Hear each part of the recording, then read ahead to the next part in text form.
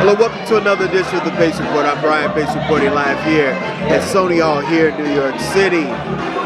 Blessing the band stage, the stop here in New York City is the SFJAZZ Collective. And they're performing brand new music off their new album, New Works Reflecting the Moment. Now generally the SFJAZZ Collective, they pay homage to the great jazz masters like Duke Ellington as well as Count Basie or Louis Armstrong. But this go round they decided to record as well as paint a picture of music that's reflecting the ills as well as the issues that are going on in America right now. In fact, they do renditions of Marvin Gaye to Abbey Lincoln, but they also incorporate some of their original compositions as well. Tonight I had a chance to sit down and break bread with the great Warren Wolf, vibraphonist as well as vocalist Martin Luther McCoy. Now this band consists of the great Chris Potter, David Sanchez, Etienne Charles, Warren Wolf, Edwin Simon, Kendrick Scott, Martin Luther McCoy, and the talented Gretchen Parlato. Tonight you're going to hear and see highlights of this performance as well as me sit down and talk with Warren as well as Martin Luther McCoy about how this project came together, the revisioning of some of the songs and the original songs, as well as talk about how music soothes the savage beast. So sit back, relax, and enjoy highlights of the official New York record release of the SFJAZZ Collective, performing music from their new album, New Works Reflecting the Moment, here on the Pace Report, live from Sony Hall here in New York City.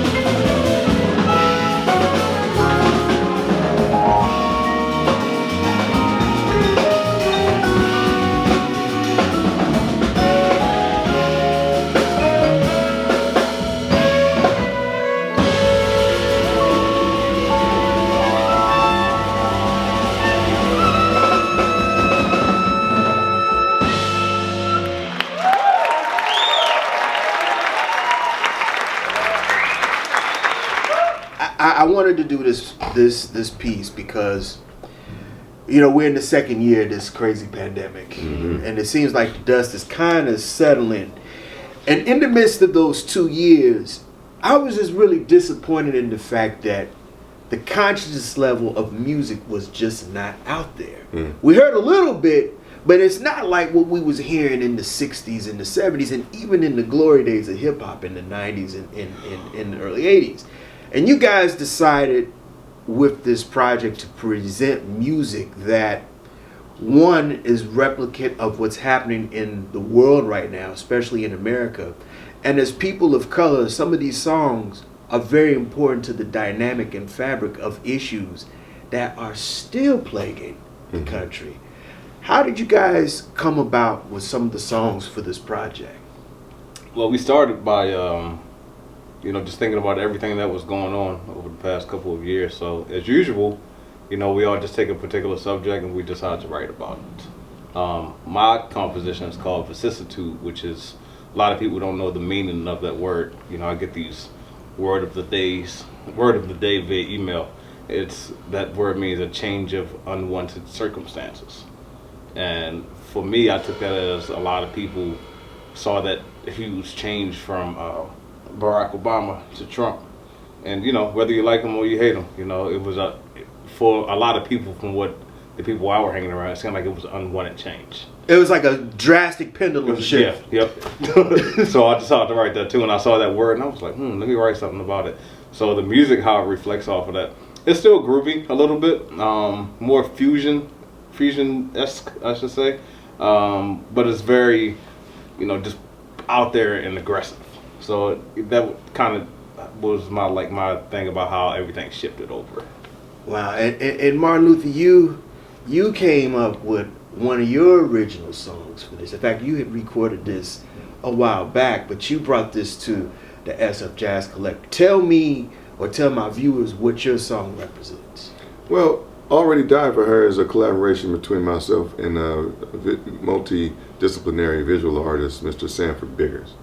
And so when we got together and first started conceiving the idea of this song, it's more relationship driven. It's also dealing with the fact that there's loss out of not being able to be recognized for who you are, or the partner that you might be giving yourself unto, and you're feeling like you're giving all of yourself into like a relationship that may not be feeding you. Sometimes it's hard to want to turn something off, or to cut it, or to actually acknowledge that this is no longer sustaining. This is not sustainable. So the song and the premise of Already Died for Her comes from experiencing that kind of relationship. And I brought it to the collective because it was just a sketch of an idea that I had done with Sanford, but with the horns and the ability for these guys to write and arrange. And I sat with a good friend of mine who's also an arranger named Howard Wiley. And we just imagined how we would bring this to life on stage. So I brought that to the guys in the collective, and they added some more interpretation to what we had put together on, like, you know, a quick demo. We can't keep running from this feeling,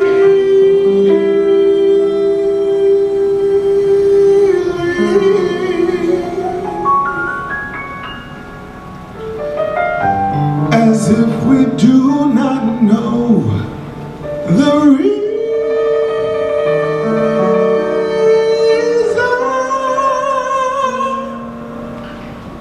the greed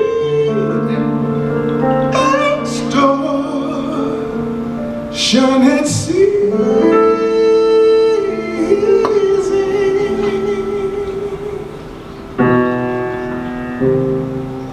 All of what has come before, how easily some do ignore, are broken waves in need of healing.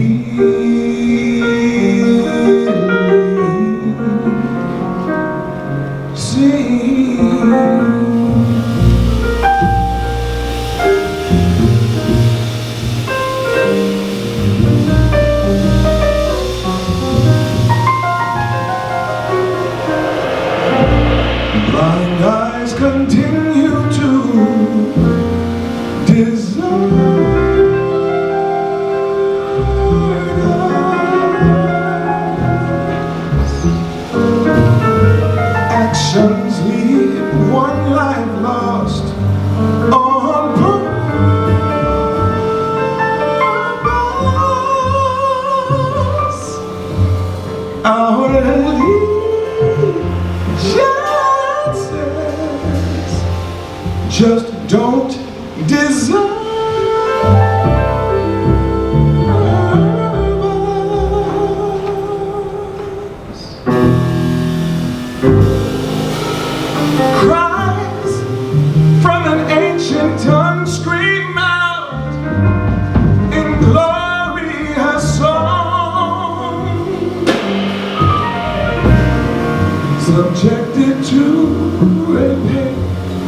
precious plunder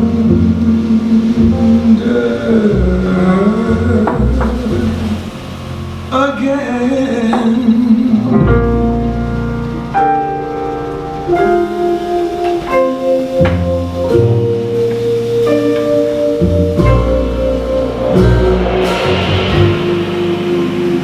Feeling of the hands you just don't like. Darkest fear that day will become night.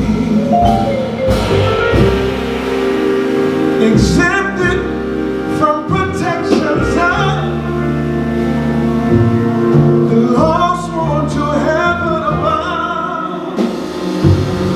Atrocities heaped upon and disinfect all that comes. Why are you so afraid of silence?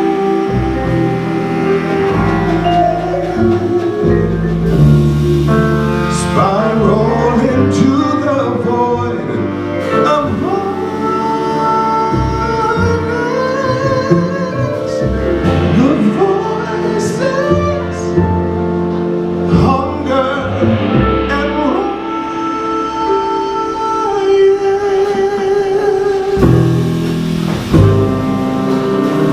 still here to be survived by our truth that will have lasting lives.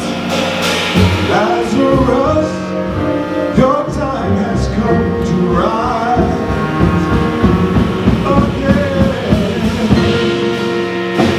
Not just thinking over across our ocean side. We never loved you.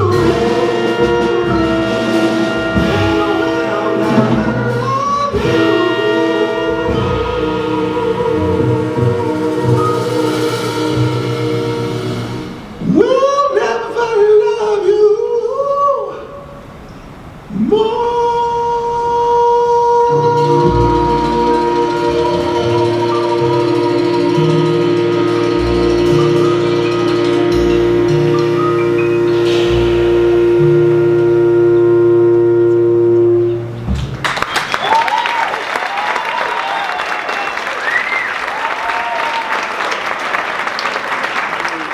You guys are going all over the country, and I'm pretty sure you guys are going to go abroad with this too.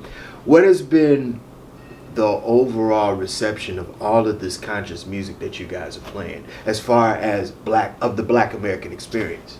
I don't know about the black. Well, we got that's right. We've got Daviv. We've got that on that side of Yeah, it. yeah. No, it's been great. Everybody has been receiving the music well. I think for the audience, some people might see the title, of the record and might have a little second thoughts about it. But when you hear the music, it's all groovy. It's cool. Sounds good. So. Do you think that we're now at an apex in American history where we are finding that we're going to have to kind of go back and rebuild as far as economics, spiritual, music, and culture? Do you think we're at a point where we have to rebuild, or are we at a point now where we're moving strong and moving forward at this stage of the game? Interestingly enough, I believe that we are in the era of the remix, the sound clash, the intersecting of things. I don't think there's going to be a going back. I think it's just going to be an all in. So whether if you're into hip hop and trap music, the pandemic didn't stop your interest in that space. If you felt like this was a time to reflect and think about things that are important or things that are not worth taking a risk for, then your behavior was conducive to your belief system. But as soon as the pandemic starts to lighten up, here comes the heavy-handed trap again.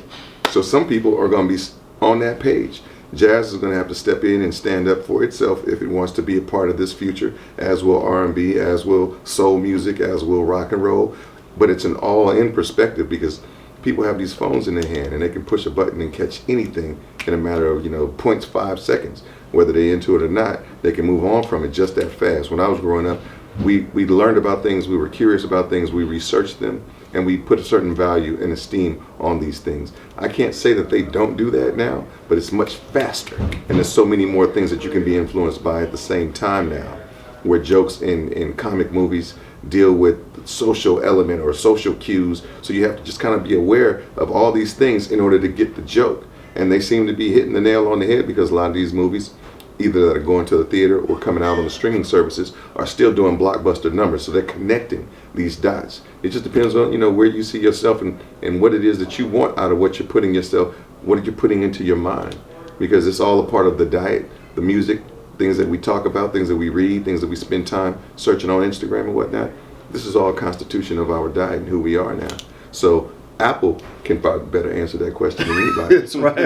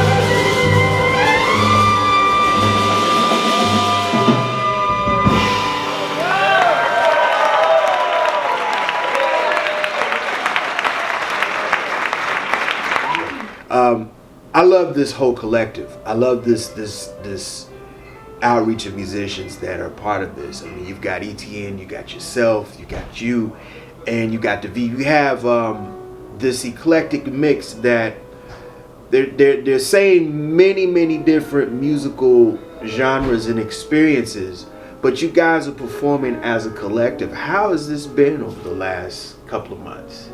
It's been great. I mean, like you just said, those names. I kind of look at this band as like a United Nations partnership, because you got Davi, he's bringing the music of like Puerto Rico. Ed Simon from Venezuela. Etienne, he brings his Trinidadian music. You know, me coming straight from Baltimore. Martin's from San Francisco. Just coming together. We're just bringing all this music together. It's a big collective. We all just come together and just one mind. Right. You know? And we forgot Gretchen. And Gretchen Gretchen. She's bringing a female and feminine voice to this whole collective. Definitely. A nice taste, a nice flavor. Yeah. There's an agreement I think you have to go through with yourself and your artistry before you agree and show up and start to work on music with people in a room for a number of weeks to as far as a month or more. Then to go perform that successfully, we're not really like just regurgitating and spitting out something just because it's on paper. If you care about it, you're going to continue to sculpt and excavate as you go and as you grow. Unfortunately, we don't wait until the end of the tour and then record, because we would be much more dialed in. But we are presented with the challenge of making this work. We get together, we produce the work, we then perform the work and record those performances, pick the best of it, put it out on a project, and a few months later we go tour it. So here we are now, and we reconnect with the work in order to get it to be at its highest and most potent form. What was the recording process like for doing this project? Did you guys go in one day and say, like you guys do? It's over 4 nights. 4 nights. Oh, 4 nights. Yeah, live in front of the people. We're rehearsing for 3 weeks first. Almost. Sometimes on average 5 days per week, from about 7 to 8 hours per day. And then usually like the last 4 nights of our residency, we record the same set every night, and then we all pick which takes we like. But something that Martin just said, something that I think will be even better is if we did a whole tour and then record it. You know what I mean? Right. So because we're much more dialed in. Because when we record the first time, I mean, it comes out good. We are professional musicians, but some of us might be a little bit on eggshells. They're like, I don't know it all the way. Right. But you're a little more pensive for certain reasons. Yeah. You have time constraints on your mind versus the music. Oh, I'm gonna put this little spin on this part right here tonight. Oh, last night this works. Let me do that again. These different new thoughts come to you as you are going through this process and being on the road with it and having conversations about it afterwards. Then it allows us to bring the most potent delivery as it continues to, be reincarnated, should we say. But it's the same music, it just gets better and better as we do it. There are too many of you crying. Brother, there's far too many of us dying. You know we got to find a way to bring some loving here today. Oh, Father, there's no need to escalate.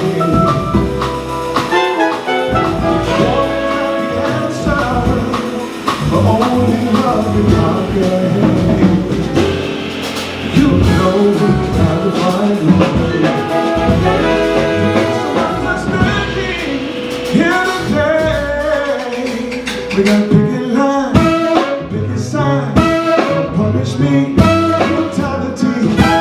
Talk to me. What's going on? What's going on? What's going on?